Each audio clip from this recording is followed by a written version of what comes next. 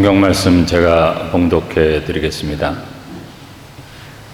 사도행전 20장 29절에서부터 38절까지의 말씀입니다. 내가 떠난 후에 살아온 이리가 여러분에게 들어와서 그 양떼를 아끼지 아니하며 또한 여러분 중에서도 제자들을 끌어 자기를 따르게 하려고 어그러진 말을 하는 사람들이 일어날 줄을 내가 아노라.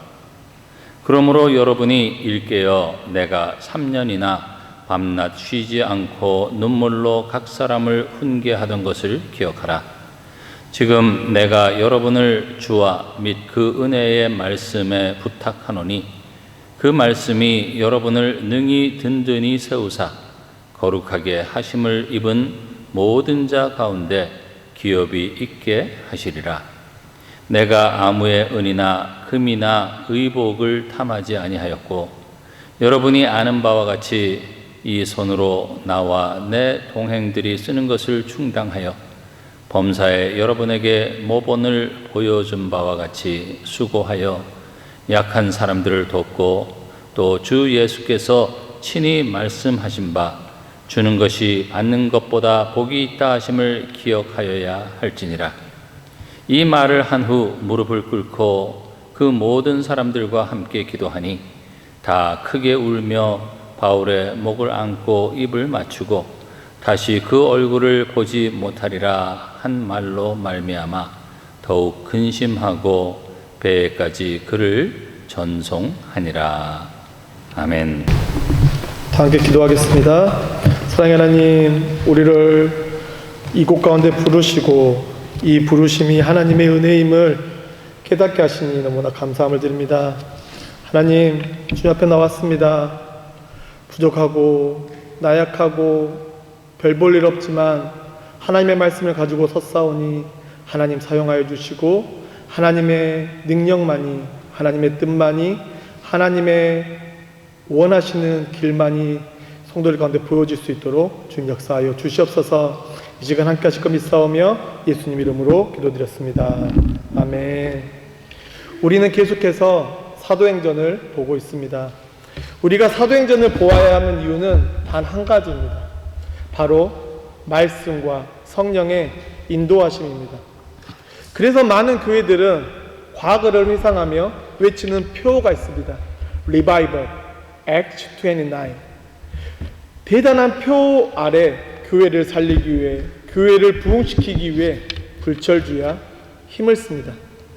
그런데 제가 사도행전을 계속 보고 계속 연구하고 말씀을 준비하면서 하나님이 저에게 주신 마음은 무엇이냐? 바로 은혜입니다. 여러분의 삶에 어떤 은혜가 있습니까?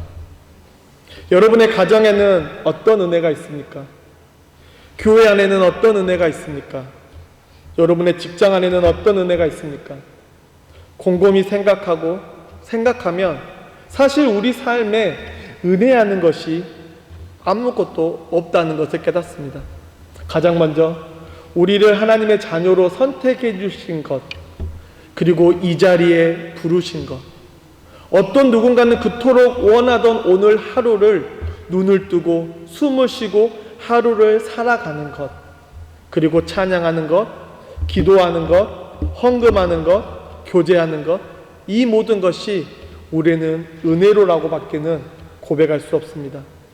그런데 우리의 삶은 어떻습니까? 우리는 매일매일 리바이벌을 외치고 있습니다.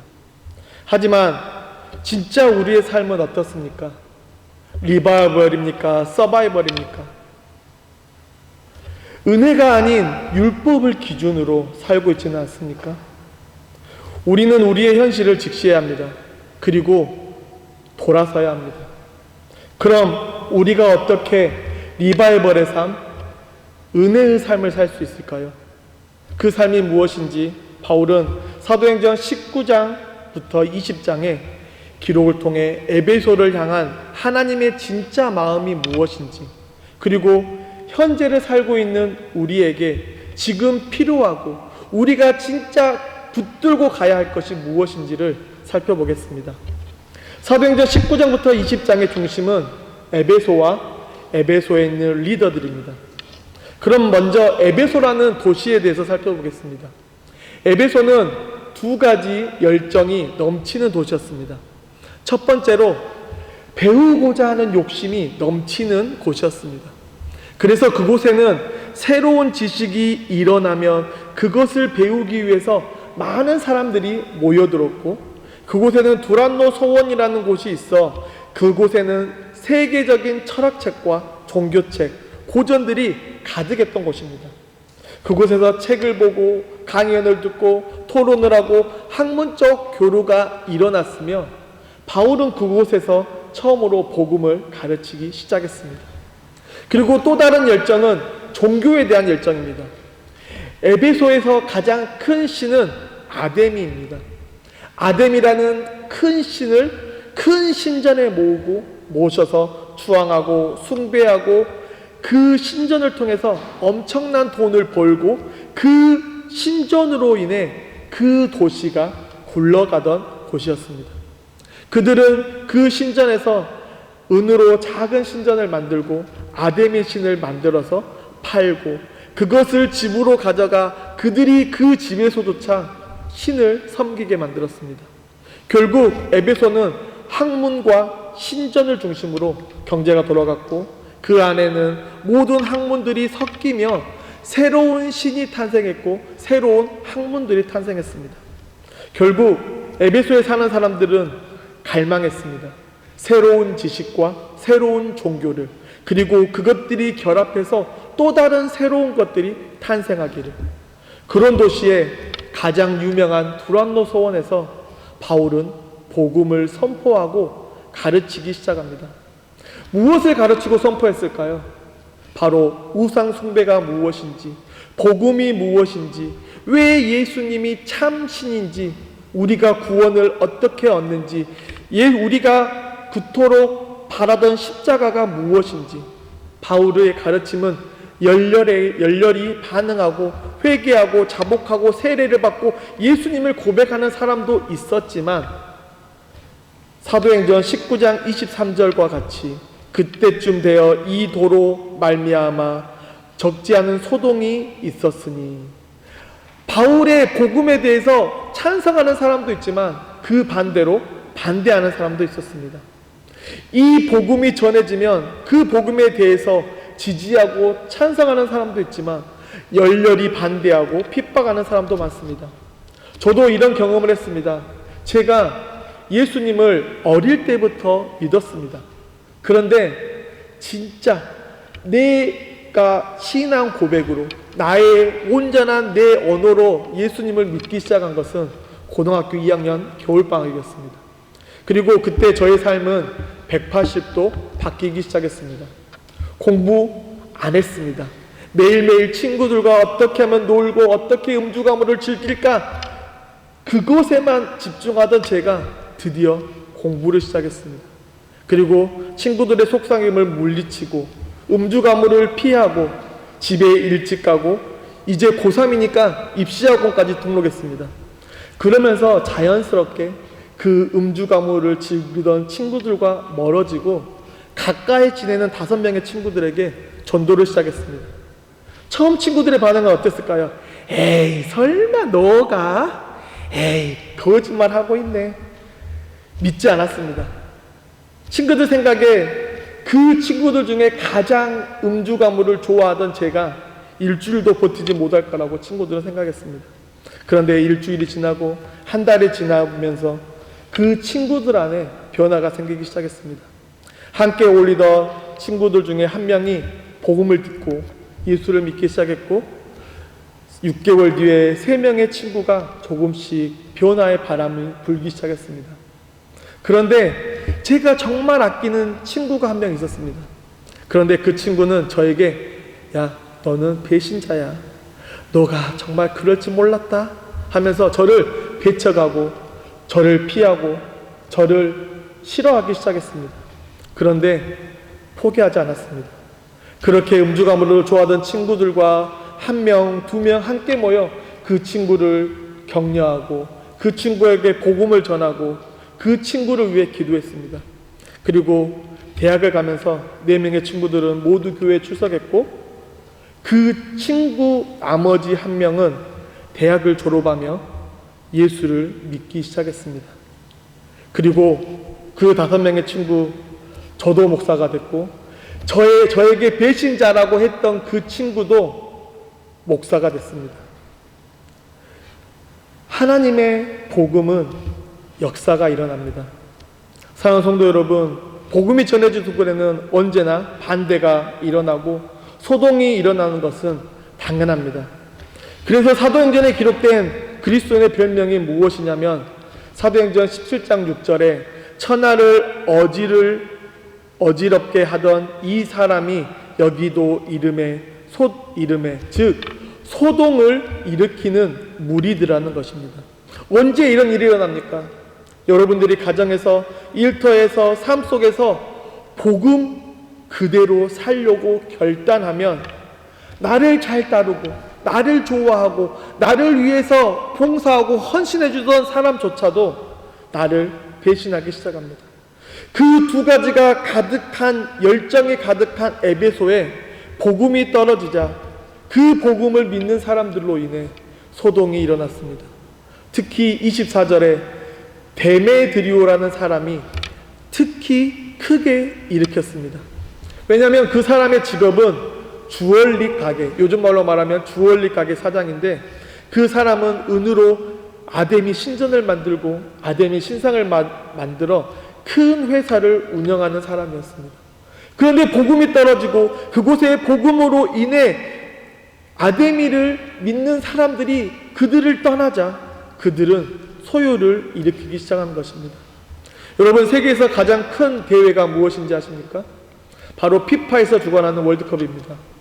월드컵을 주최하려는 이유는 올림픽보다 규모도 크고 방문객 수도 많기 때문입니다.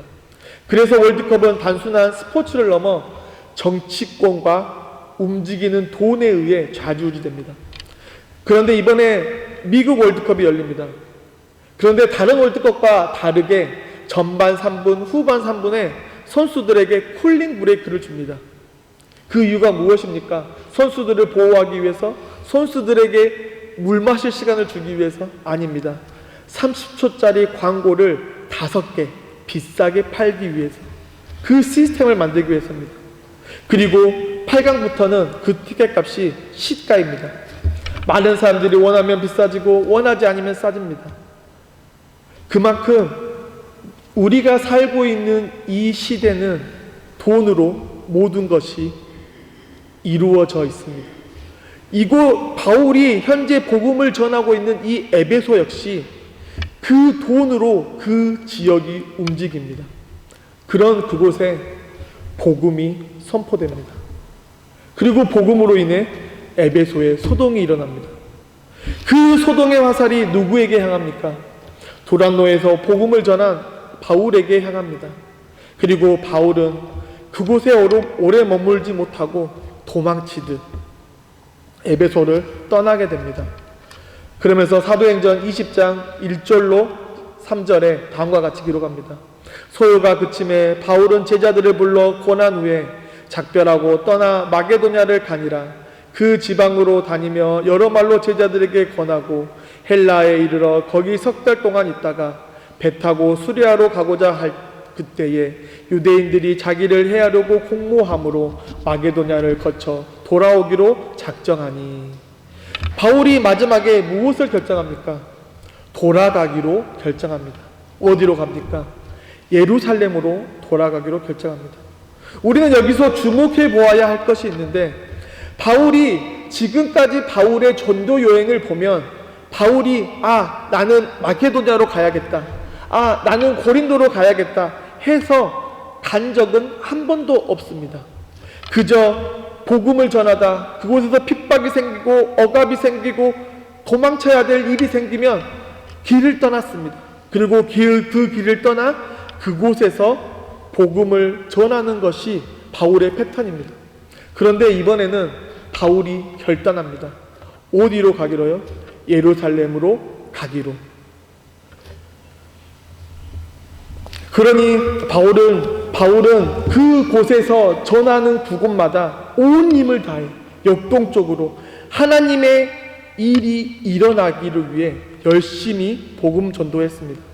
그렇게 1차 전도 여행이 마치고 2차와 3차 전도 여행은 바울이 도망가고 쫓겨나고 피신한 곳에 전한 복음이 어떻게 되었는지 그 후속 조치를 위한 기록들입니다. 그런데 놀라운 것은 바울이 그렇게 떠밀리듯 도망치듯 도망가서 전했던 그 복음의 뿌리가 있고 그 뿌리로 인해 교회가 탄생되었다는 것입니다. 우리는 이걸 통해 무엇을 알 수 있습니까? 디모데후서 4장 2절 너희는 말씀을 전하라 때를 얻든지 못 얻든지 항상 힘쓰라. 맞습니다. 여러분, 우리는 복음의 열매를 알 수 없습니다. 어떤 사람이 하나님의 선택된 백성인지, 어떤 사람이 하나님의 선택받지 않은 백성인지, 어떤 사람이 지금 준비가 되어 있는지, 어떤 사람이 아직 돌밭인지 우리는 알지 못합니다. 하지만 복음을 듣기에 합당한 자에게는 능력이 나타납니다. 누구를 통해서요? 하나님의 말씀을 통해서 자라나게 된다는 것입니다. 이것이 하나님의 복음의 원리이고 예수님의 원리이고 하나님의 아들 예수 그리스도가 십자가에서 옆구리에 피와 물이 쏟기까지 흘려 세우신 교회의 원리입니다. 그렇게 2차, 3차 여행을 마치고 예루살렘으로 돌아가기로 작정한 바울의 마음에 걸리는 것이 하나 있습니다. 그것이 바로 오늘 말씀의 주인공 에베소 교회입니다. 에베소에서 소동이 일어나 도망치듯 쫓겨나듯 에베소의 리더들과 아무런 인사도 없이 떠난 그것이 마음에 걸린 바울은 에베소 리더들에게 요청합니다. 내가 예루살렘으로 가는 배를 타기 위해 밀라도 항구에 가는데 그곳으로 와줄 수 없습니까? 왜 바울이 그곳에 가지 못합니까? 시간적인 제약도 있지만 바울이 에베소에 가면 또다시 소요가 일어나고 또다시 소동이 일어나고 그 끝에는 어떻게 될지 모르기 때문입니다. 18절부터 21절 오매 그들에게 말하되 아시아에 돌아온 첫날부터 지금까지 내가 항상 여러분 가운데 어떻게 행하였는지를 여러분도 아는 바니 곧 모든 겸손과 눈물이나 유대인의 관계로 말미암아 당한 시험을 참고 주를 섬긴 것과 유익한 것이 무엇이든지 공중 앞에서나 각 집에서나 거리낌 없이 여러분에게 전하여 가르치고 유대인과 헬라인들에게 하나님께 대한 회개와 우리 주 예수 그리스도에 대한 믿음을 증거한 것이라. 에베소 리더들이 바울의 요청에 즉각 밀라도 항구까지 찾아옵니다. 그리고 바울이 3년 동안 자신이 했던 일에 대해서 간증하기 시작합니다. 그 간증 중에 가장 중요한 간증이 무엇이냐? 예배를 드리는 일에 집중했습니다.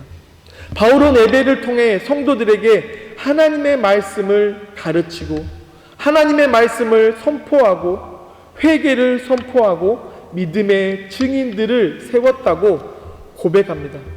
그러면서 22절에 자신이 예루살렘에 가야 하는 이유를 다음과 같이 고백합니다. 보라, 이제 나는 성령에 매여 예루살렘으로 가는데 거기서 무슨 일을 당할지 알지 못하노라. 바울이 예루살렘으로 가는 이유는 성령의 인도하심과 바울의 능동적인 결정이었습니다. 그런데 여기서 우리는 중요한 사실을 알아야 합니다. 그것이 무엇이냐? 바울의 안전과 신변이 보장되어 있지 않다는 사실입니다. 환대가 아닌 환난과 결박이 바울이 기다리고 있다는 것입니다. 그런데 왜 바울은 예루살렘으로 가야 할까요? 왜 평안하고 안식이 있고 위험하지 않는 곳이 아닌 자신이 어떻게 될지 모르는 예루살렘으로 가야 할까요? 바로 말씀과 성령의 명령 때문입니다. 우리는 하나님의 뜻을 구하며 하나님의 뜻대로 살기 원합니다. 그런데 여러분, 순종하면 항상 형통하고 기쁘고 감사한 일이 있습니까? 항상 그렇습니까? 아닙니다. 제가 짧지 않은 인생을 살다 보니 하나님의 순종하면 기쁨, 감사 당연히 따르지만 형통한 순간보다는 고통과 수치와 고난의 순간이 더 많았다는 사실입니다. 그래도 우리는 바울과 같이 환난과 핍박이 있는 예루살렘으로 가야 합니다. 그리고 바울의 마지막 길에 에베소 교회를 향해 다음과 같이 고백합니다. 지금 내가 여러분을 주와 및 그 은혜의 말씀에 부탁하노니 이 말씀이 여러분을 능히 든든히 세우사 거룩하게 하심을 입은 모든 자 가운데 기업이 있게 하시리라. 아멘. 바울은 교회를 부탁합니다. 그런데 누구에게 부탁합니까? 교회의 리더들, 교회의 장로들? 아닙니다. 예수님과 은혜의 말씀에 부탁합니다. 이것이 왜 중요합니까? 교회가 사람에게 부탁되고 사람에 의해서 흘러가면 그 교회는 세상의 동아리, 세상의 라이언스 클럽과 무엇이 다릅니까? 우리는 은혜로 교회가 흘러가야 합니다. 그럼 이 은혜의 바탕은 무엇입니까? 바로 하나님의 말씀입니다. 목사의 생각도, 장로의 생각도, 권사의 생각도, 집사의 생각도 아닌 하나님의 말씀이 바탕되어 은혜로 흘러가야 합니다. 이것은 무엇을 의미합니까? 성령에서 말하는 그 은혜입니다. 그 은혜라는 단어는 헬라어로 카리스입니다. 카리스의 뜻은 선물입니다. 그 선물은 누구로부터 오는 선물입니까? 바로 하나님으로부터 오는 선물입니다. 그리고 이 선물에는 오늘 본문을 통해 우리는 두 가지 선물을 확인할 수 있는데 그 첫 번째는 하나님의 말씀입니다. 신명기 33장 3절입니다. 여호와께서 백성을 사랑하시나니 모든 성도가 그의 수중 아래 있으며 주의 발 아래 앉으며 주의 말씀을 받는도다. 아멘. 엄청난 말씀입니다. 하나님이 누구를 사랑하신다고요? 백성을 사랑하시나니 누구의 수중 아래 있다고요? 하나님의 수중 아래 있어 주의 말씀을 받는도다. 현대인 성경으로 보면 여호와께서 자기 백성을 사랑하심으로 모든 성도가 그의 보호를 받으며 그의 발 아래서 교훈을 받는도다. 아멘. 하나님이 우리를 사랑하십니다. 그리고 하나님이 우리를 보호하고 우리를 어디로 모으시냐? 하나님의 발 아래 모으십니다.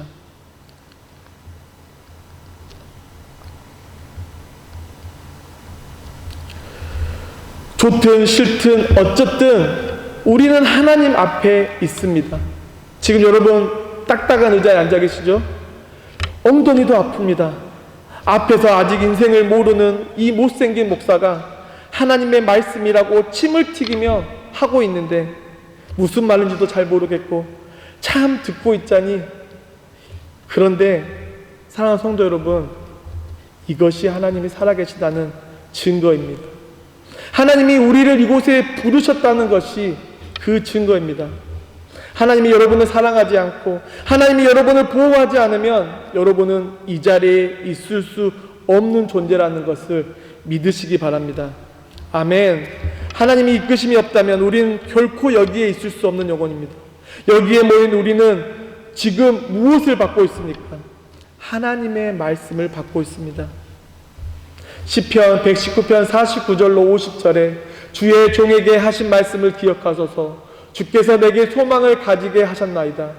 이 말씀은 나의 고난 중의 위로라. 주의 말씀이 나를 살리셨기 때문이다. 하나님의 말씀이 우리의 소망이며 위로라는 사실을 기억하는 우리 모두가 되길 간절히 축원합니다. 왜냐하면 우리가 사는 세상은 고난이 가득하고 슬픔과 분노와 비교하는 것들로 가득합니다. 그래서 하나님의 말씀이 필요한 것입니다. 시편 119편 기자는 지금 자신의 경험을 기록합니다. 앞으로 되어질 일, 이렇게 될 것이라는 추측이 아닌 자신의 경험, 혹독한 죽음의 골짜기를 통과할 수 있는 힘, 절망 가운데서도 다시 일어날 수 있는 힘, 그것이 하나님의 말씀이라고 우리에게 기록하고 있다는 사실입니다. 특별히 49절을 보면 자신에게 소망이 있는 이유는 하나님의 말씀 때문이라고 고백합니다. 이 소망의 눈을 뜨기 전에는 세상의 기준, 세상의 비교 아래 그래, 나 정도면 잘났지 하면서 세상 기준 가지고 살았을지 모르지만 우리는 하나님의 말씀 앞에 살아야 하는 존재라는 사실입니다. 그래서 하나님의 말씀은 우리 기독교가 갖고 있는 은어나 암호가 아닌 누구나 필요한 비밀이고 누구나 경험해야 하는 기적입니다. 하나님의 말씀이 우리 삶의 유일한 해답이고 소망이라는 사실입니다. 그리고 이것은 공식과 같은 것인데 하나님이 시대를 새롭게 하고 공동체를 새롭게 하고 부흥하게 만드는 공동된 시작점, 그것이 바로 하나님의 말씀으로 우리를 위로하고 소망을 선포할 사람들을 준비하신다는 사실입니다. 말씀을 많이 공부하고 잘하는 사람 필요 없습니다. 그런 사람이 가장 무서운 사람입니다. 우리는 하나님의 말씀과 성령의 인도하심을 따라 움직이는 사람으로 하나님의 말씀의 위로와 소망을 가지고 살아야 하는 사람입니다. 그래서 에베소서 4장 11절에 그가 어떤 사람은 사도로, 어떤 사람은 선지자로, 어떤 사람은 복음 전하는 자로, 어떤 사람은 목사와 교사로 삼으셨으니, 에베소서 4장 11절에 네 가지 직분이 나옵니다. 이 네 가지 직분의 공통점이 무엇입니까? 바로 말씀을 전하거나 말씀을 해석하거나 말씀을 가르치는 직분입니다. 여기에서 하나님이 교회에 주신 두 번째 선물이 나오는데 바로 사도와 선지자와 복음을 전하는 자, 목사입니다. 이들이 하는 일이 무엇입니까? 바로 하나님의 말씀을 선포하기 위해 하나님이 구별하여 세우신 자, 바로 목회자입니다. 저를 비롯해 저희 목사님이나 많은 목회자들이 사명자로 부름받았습니다. 하나님의 말씀을 위해 평생 헌신하기로 결단한 자들입니다. 그래서 교회는 말씀을 해석하고 가르치고 전하는 자들을 리스펙해야 합니다. 그렇다고 우상을 만들거나 성경보다 절대 위에 있을 수 없습니다. 무슨 말이냐? 저는 목사이기 이전에 저희 부모에게는 아들이고 저희 아내에게는 남편이고 저희 자녀들에게는 아버지입니다. 그런데 말씀을 가지고 이곳에 서면 저는 아들도 남편도 아버지도 아닌 하나님의 말씀을 해석하고 가르치고 전하는 자라는 사실입니다.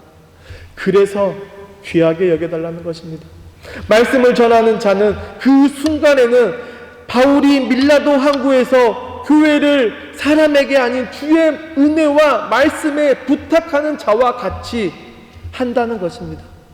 그럼 그 사명을 받은 교회의 리더들은 어떻게 해야 할까요? 하나님의 말씀을 정확하게 전하고 정확하게 가르치고 정확하게 선포해야 합니다.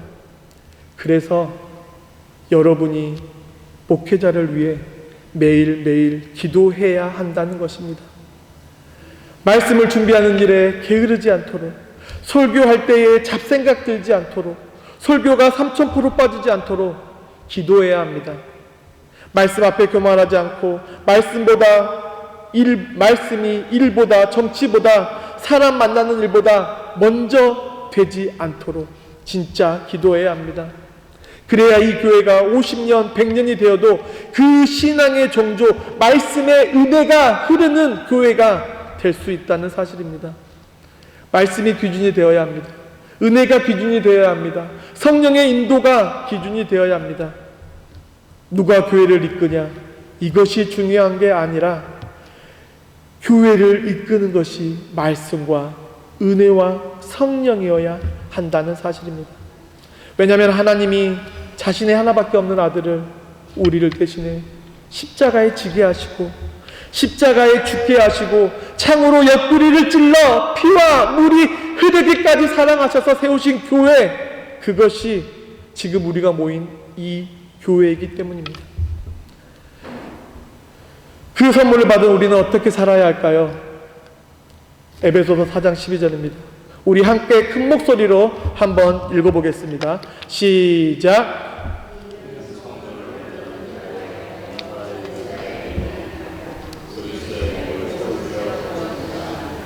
아멘. 우리 다시 한번 한 목소리로, 무슨 목소리로요? 한 목소리로 다시 한번 읽어보겠습니다. 시작. 이는 성도를 온전하게 하여 봉사의 일을 하게 하며 그리스도의 몸을 세우려 하시니라. 아멘. 하나님의 나라, 하나님의 집을 완성하는 것입니다. 그래서 우리는 내 옆에 있는 성도를 살펴야 합니다. 사실 이번에 아내가 아프고 수술하면서 참 많은 것을 깨달았습니다. 성도를 온전하게 하며 그리스도의 몸을 세우려. 저는 제가 여기 계신 한 분 한 분 제가 더 많이 사랑하고 제가 더 많이 기도하고 제가 더 많이 섬긴다고 착각하며 살았다는 것을 이번에 깨달았습니다. 저는 말씀을 준비할 때도 기도할 때도 성도님들을 생각합니다. 그래서 그런 착각을 했는지 모릅니다. 그런데 이번에 이 일을 겪으면서 제가 교만했다는 사실을 엄청 회개했습니다. 우리 가정이 이 어려움 중에도 무너지지 않는 이유, 묵묵히 맡은 자리에서 저희 가정을 위해 기도하는 성도들 때문이라는 사실, 아직 어리고 부족한 많은 목사를 온전히 하나님의 말씀을 해석하고 가르치고 전하는 자로 세우기 위해 눈물로 기도하고 계시다는 그 사실, 하나님이 우리 성도들을 사용하시고 성도들을 위로하시고 부족하고 나약한 종의 가정을 세워가시는구나. 우리는 하나님 나라를 세워가는 하나님의 선택된 가족입니다. 우리는 가족이기 때문에 내 옆에 있는 성도의 부족함도, 잘하는 것도 따뜻한 말로 격려하고 위로해야 합니다. 그리고 그 중심에는 예수 그리스도로 연결됩니다. 사랑하는 성도 여러분, 우리 옆에 계신 분 한번 볼까요? 우리는 가족입니다. 우리는 가족입니다. 부족하면 감싸주고 잘하면 칭찬해주고 격려해주는 가족입니다. 이제 말씀을 마치겠습니다. 사랑하는 성도 여러분, 하나님은 우리를 선택하여 하나님의 백성으로 부르셨습니다. 믿으십니까? 그리고 우리는 성도를 온전하며 그리스도의 몸을 세워가야 합니다.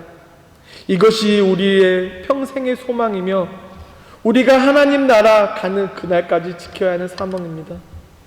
그러기 위해서 말씀을 잘 듣고 그 말씀에 순종하시고 말씀을 전할 자를 위해 기도하는 우리 모두가 되길 간절히 축원합니다. 이것이 우리 교회가 50년, 100년 예수님이 다시 오시는 그날까지 교회를 지키는 일이라는 사실을 기억하며 하나님 앞에 하나님의 말씀으로 은혜를 서로 나누며 서로 격려하고 위로하는 우리 모두가 되길 간절히 축원합니다. 기도하겠습니다. 사랑과 은혜가 풍성하신 하나님 아버지, 오늘도 우리를 주님의 발 아래 불러 모아주시고 생명의 말씀을 듣게 하시니 감사합니다. 우리가 숨을 쉬고 찬양하며 이 자리에 앉아 예배할 수 있는 이 모든 것이 내 힘이 아니라 오직 하나님의 전적인 은혜임을 이 시간 겸손히 고백합니다. 주님, 우리의 연약함을 긍휼히 여겨주시고 입술로만 외치는 리바이벌이 아닌 삶 속에서 살아내는 우리의 삶이 되도록 인도하여 주시옵소서. 세상의 기준과 내 힘으로 살려고 했음을 이 시간 회개합니다. 우리에게 하나님의 끊어지지 않는 은혜를 더하시고 예수 그리스도의 보혈로 청결하게 씻어주소서. 이제 우리의 삶과 교회를 오직 주와 그 은혜의 말씀에 위탁합니다. 어떤 환난과 어려움 중에도 하나님의 말씀을 붙드는 믿음을 주시고 그리스도의 몸된 교회를 든든히 세워가게 하여 주시옵소서.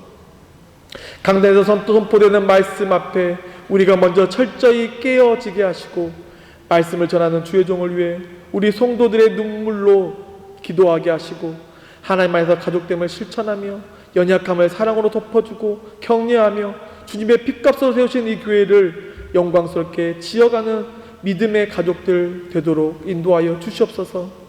우리 교회가 50년, 100년 주님 다시 오실 그날까지 오직 말씀과 은혜와 성령의 인도하심에만 붙들리는 교회가 되도록 간절히 소망하며 우리의 참된 위로자 되신 우리의 소망이 되시는 예수 그리스도의 이름으로 기도합니다. 아멘.